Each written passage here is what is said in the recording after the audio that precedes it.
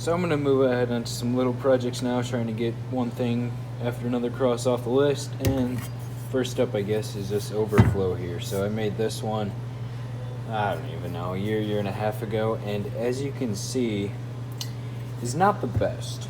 Don't get me wrong, it worked perfectly fine. Those are, 15-year-old Kale welds, and not the biggest fan of them anymore. Plus, I really should have a pipe, or at least a little tube that goes up to the top where the inlet is here in order for it to be a proper overflow tank. And this bracket, I made out of way too thin metal, and it kind of bended back and forth. So, gonna be a lot of renditions on this one. I think I'm gonna try to salvage this tube here because I don't see anything wrong with it. I'm just gonna cut the top, the bottom off, so it'll be a little bit shorter, not a problem. I can cut this bracket off, no big deal, and then we'll see where it goes from there. So I ended up not being able to get this tank all the way done tonight, which isn't a huge deal, but I did make some solid progress, and I'm happy with where it's at. So you guys saw what it looked like before. It wasn't the best. 2 years ago, maybe it was fine for me, but yeah, it needed a little update. So as you guys saw, this was the cheesy, chimsy little bracket that I'm not really sure how it held the tank. That's right, it didn't. It never really did. So we upgraded to 1/8" plate on the side here, and then it was a little tricky getting this stainless to mild steel down, but after a few little practice pieces, pretty happy with how that weld turned out. And I'm so glad I'm revising this, even though it's just a little tank no one's ever gonna notice. But I'm gonna go ahead and use the existing bolt holes I already drilled for the previous one there, mount it just like that, and then this way I can actually get a ratchet on the side instead of trying to slip my hands in there with I can get a socket, on this side, instead of trying to slip my hands in there with a little wrench and a little Phillips head like I did before. So I'll go ahead, round off those corners, drill the holes, and then tomorrow I'll go ahead and make the top plates and bottom plate and get this thing wrapped up. Overflow tank is completed. Pretty happy with it, turned out pretty decent. This time around it actually ended up adding a standoff pipe on the inside, so it should function better and be like a real overflow tank this time. That's one thing I should have done on the original one. And the fit up here, not too bad. I dig it. That bare spot, that's where the horn was, so that was the horn ground. But I've been fighting like with a horn bracket, trying to make this all fit. I think I'm just gonna put the horn on the inner fender in front of the core support anyway here. So I'll go ahead and repaint that, use that top hole. I just gotta drill a hole for the bottom side now, get some longer bolts, and then we can call that project done. So that looks pretty sweet. That'll look nice in there. I think I'm gonna go ahead and either clear coat it or do like a nice silver paint on it. So we'll see what I end up doing, but on to the next project. Quick little update of the few little projects that we got going on over the past few days here. First off being, finished up my overflow, so that's done, painted it, turned out nice, happy that's done and over with. And then I finally actually got some motor mount bolts, which reminds me, I had some folks asking what the motor mounts looked like, so it's kind of a 2-for-1 deal here. So the driver's side, obviously, if you want to see exactly how I made this, the process of making them, check out the first two LS videos where I made the mounts and the cam member and whatnot. And this is the passenger side here. So pretty simple. So far they're holding the engine up, so I dig it, I like them. And then the other thing we started on, it's kind of a big project now, I started on the fuel system back here. So I've had this tank for, I don't know, maybe 6 months, and I never opened it till the other day. I didn't think I'd be so excited about a shiny gas tank, but here we are. So we got the pump and sending unit all built and dialed in, installed those. My dad made this cool little quick connector here, so if I ever got to drop the tank, don't have to cut new wires or whatnot. And then we got the filter and regulator, just C5 filter and regulator up there. So then we're going to start running the lines once we get this mounted here. It's essentially, basically the same setup my dad put in his GTO. So it's tested and proven, we like it. And that's another cool thing. Basically, same parts between both cars in case we ever run into a situation where we need something like that. Now, I've been thinking about doing maybe a little access panel here for the pump, which is what my dad did in his car, and I've seen a bunch of other people do it. But the issue is the pump would be right here over this seam, and this trunk, I don't know if you're gonna be able to see it on video, but this trunk is so flimsy, like I can just push that down, it flexes just with my hands there. So I don't really know if I want to cut into that seam being a unibody. I mean, I'm sure it wouldn't be the biggest deal. I don't know, we'll see, because you know, in case that pump ever fails, we're on this side of the road. Last thing I want to do is drop the tank. That's not fun, especially with full tanks. So another project I'm hoping to get started on, if not finished within the next few days. Here's the rear end. I decided after much thinking that I'm just going to toss this 8 1/4, not 7 1/4. Had some people confused on that. It's the 8 1/4, so it's a little bit stronger. It'll hold up with the LS. Well, at least I'm hoping it will. I don't see it being an issue. Now 7 1/4 obviously would have got destroyed, but this 8 1/4 I think it'll be strong enough. The only reason I wanted to go to a different rear end is mainly to have a posi, disc brakes, which I could do on this one here, but I just want to get it back on the road ready. So I'm kind of thinking just toss this one in, then maybe, I don't know, a month or two down the road, whatnot, build a rear end and then just swap it in, you know, over a weekend. I mean, that's a pretty simple project. So whether I'm gonna do 8 1/4 with a posi, 8 3/4, or maybe even 8.8, I don't really know. Figure that out down the road. But this thing here just essentially needs to be cleaned up. I'm just gonna toss another coat of paint on it to match everything on the bottom side. It's all shiny already. New axle seals, and then we're gonna do stainless brake lines throughout the entirety of the car. So take these brake lines off as well. Got the tank all installed and set in place. Got some new gas tank straps holding those up. Looks all clean. Started running some of the hoses, figuring out how we're gonna do that. Hopefully it'll be all tucked up in there, out of the way, nice and clean. Looks pretty sweet. One other thing we gotta figure out still is where we're gonna run the vent lines, because there's 2 vent lines, so we'll just run those into a T and then into a little breather and like rollover valve. But that has to be higher than the tank, and no space in here is like higher than the tank, because it has to go for basically not a 90, but the hose can't hang down. So it's got to kind of go up like this, and that angle doesn't work because this isn't high enough. So the only spot higher than the tank in the back here is the wheel well, but I'm not so sure I want to put that in the wheel well, because as you can see, the tire hit that at some point in its life. I don't know if that was before me or whatnot, but yeah, it's hit there at some point. So I don't really feel most comfortable about putting it in the wheel well here, so that's just another thing to figure out, but hopefully it's not too big of an issue.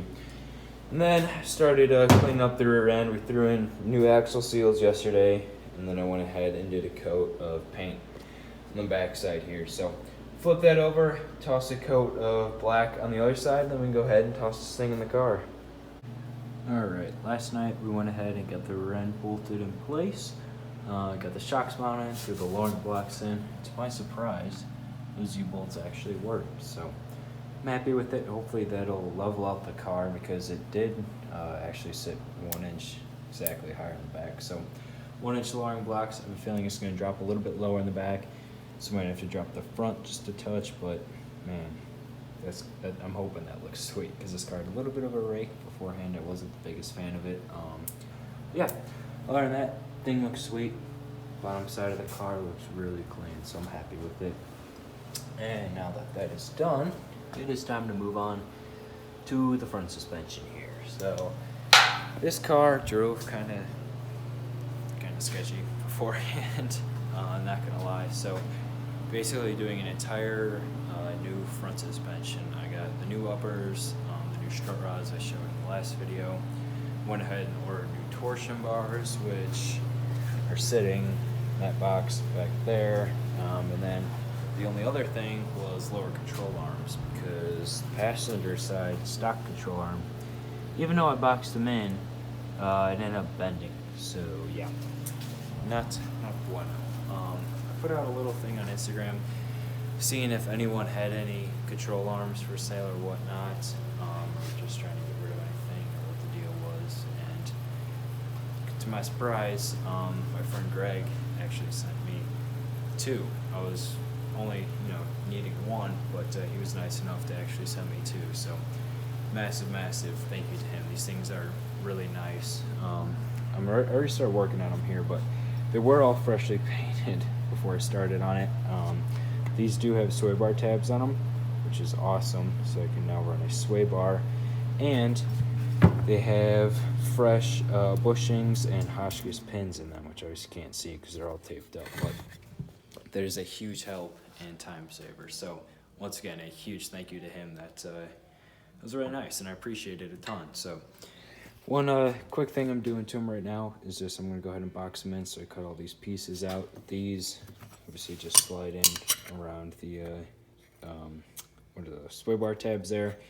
Then I got these guys, which are going to go on the end, and then the smaller guys, which will go in the middle here. So that'll leave me enough space for the adjuster bolts for the torsion bars, and then to get to the bolt for the bump stop in case I ever got to change that or take it off.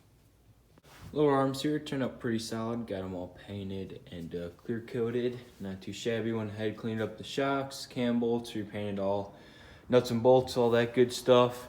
Got the new torsion bars here. These are bigger torsion bars, so I went up from, I don't even know, whatever the stock slant ones were, to 1.03. And everyone was saying, what I was reading, that these will work for V8 and they're better for handling. So figured best of both worlds, might as well get them. Probably something I should invest in because the old ones, which are on the bench down there, were pretty weak. Yeah. And now, spent all last night working on this. Bam. Got this side done. And that looks sweet in there. I forgot how much I hate this front suspension. Just the design on it. Oh, but it's installed. The only thing that was a little bit tricky is for these upper A-arms here. I just had to trim, where is it? The inside. Let's see if I can place this up here. I just had to trim this inside wall that holds up the cam bolt. I still got to go ahead and just paint that bare metal spot on the lip. But yeah, I just had to trim basically a little piece off so the A-arm would go all the way down. Other than that, these A-arms fit in there pretty sweet. I'm happy with how they look. Those adjustable strut rods are pretty nice too. Got them all bolted up. It's nice that we don't have to run any bushings this time around because I was never really a fan of those bushings. I got the spindles already painted. You guys may have seen that in a past video.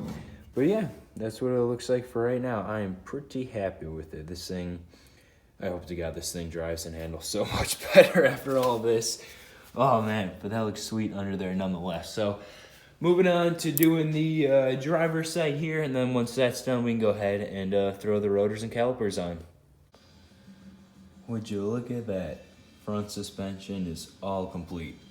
All nice and shiny except for just the edges of the rotors there, but oh well, nothing I can do about that. Although it just bothers me looking at it. Ugh, this looks pretty sweet though. I cannot wait to drive this and see how it handles and feels. So it all went together pretty easily, not gonna lie. I'm excited to mess with those adjustable strut rods there, figure out exactly how to dial those in and get those to work.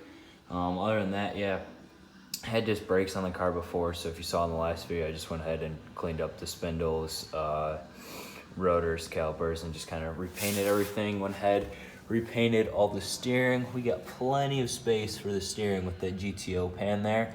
One thing I am not worried about, but it's gonna be a little bit challenging with these bigger torsion bars, is the exhaust. Let's see if I can get a good angle of where it's gonna be. So the driver's side is not gonna be as challenging, obviously, because the motor's offset, or engine's offset. Passenger side, I'll walk around there in a second and show you how close it is over there. So yeah, the passenger side's a little bit closer, but I'm thinking maybe if just do kind of a 90 out of the flange here and then have it come in, but then it's gotta go like snake under the starter. I don't know, that's gonna be tricky. I'm not worried about it right now, but it's something I gotta keep on my mind of what's gonna happen. I don't totally know. I mean, worst comes to worst, find a new set of manifolds, or heck, maybe even just go for it and make a set. I don't totally know yet. That's down the road a bit. But yeah, steering here. Let's see if I can angle this light. Oh God, I'm awful at filming. There we go. Plenty of space underneath that oil pan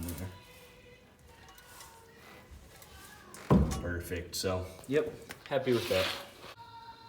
Other than that, I've just been kind of doing some little stuff on the engine bay here. Went ahead and got my catch can all plumbed up and mounted. So cross that off, just started to mess with the heater hoses. I'm gonna make some brackets that'll hold these down, because right now they kind of look goofy just up like that. So I make some brackets that'll hold it down. That'll look good. I know it's little stuff, but we're trying to keep everything off the tops of the inner fenders here. So while I've been messing with the front suspension and whatnot, my dad started making brake lines and messing with all that. So we got the portioning valve mounted right there. We got a line lock down there, which I'm excited for that. And I think that'll all look pretty clean with everything off the top of the fenders. Keep it all nice and compact with the engine. And it should look pretty sweet in the end. So here's another look from the top view of the manifolds down there. So yeah, that one we might get away with. This guy, well, you can see how close it is to the inner fender just right there. That's gonna be that's gonna be tricky, but that is a problem for another day, another video. So I think that's gonna be it for this video. Finally making some solid progress, getting big projects crossed off and whatnot. Front suspension is now all done. Rear suspension is done. Gas tank's done. Next thing is going to be run all the fuel lines, run all the brake lines. Actually got the wrong fuel lines. They sent us the wrong ones, so had to get new ones coming. Hopefully those come this week. Brake lines, gonna go ahead and make all those. I don't know what's after that. Still gotta figure out my dealio for the cooling system up here. I think I'm just gonna get a thin fan and run with it. And then once we get that all situated, then we can move on to the harness and start messing with that. But my plan was try to get all these other things done, leave the harness for last. That way we can actually figure out that whole ordeal and make it work right, make it clean and all that nonsense. So that's gonna be it.